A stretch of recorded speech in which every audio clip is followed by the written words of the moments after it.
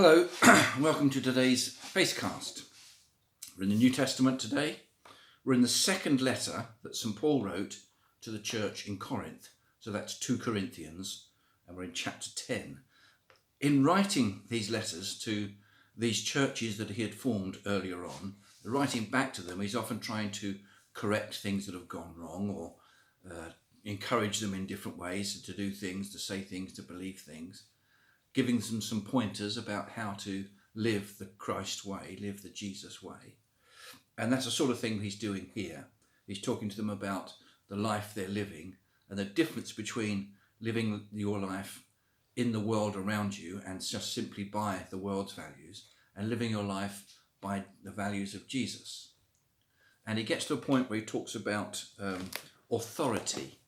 On whose authority are we doing things? And there's this verse in there, 2 Corinthians chapter 10 verse 4, and he says this: the weapons we fight with are not the weapons of the world.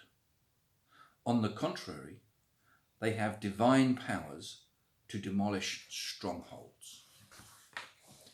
What's he talking about there? Spiritual weapons of battle. We're in a spiritual battleground all the time. The battle between good and evil. Whether we realise it or not, that's raging around us, and we are part of it to some extent or another. We see it in our news broadcasts all the time, the battle between good and evil, good and bad. We have police forces on our side to try and keep law and order in the lands in which we live. We have armies to regulate people and to stop people oppressing different nations. But we're also engaged in a spiritual battle, that which goes on inside us in our hearts and minds. And we have to fight that battle not with physical means, but with spiritual means. What might those spiritual means be? What is it that we can use? What weapons can we pick up to fight a spiritual battle? Well, perhaps, and this would really take a whole sermon to go through, so I'm going to have to do this quite quickly. Perhaps the first, maybe the most important, is faith. Faith is trusting in something you don't fully believe in. It's having faith in Jesus Christ and his ministry to us and his saving power that gives us our authority to act on his behalf. Faith. Then there's prayer, the communication we have with God our Father and with Jesus our Saviour. Prayer is another important spiritual weapon. The authority of Jesus to do what we do. He ministered amongst us and did God stuff. And he said to us, and you will do these things too.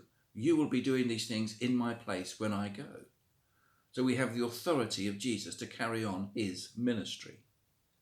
There's something called righteousness, being right before God. That is, if we live our lives as best we can, as right as we can in the sight of God, then we're in a good position to pick up those weapons and fight for him.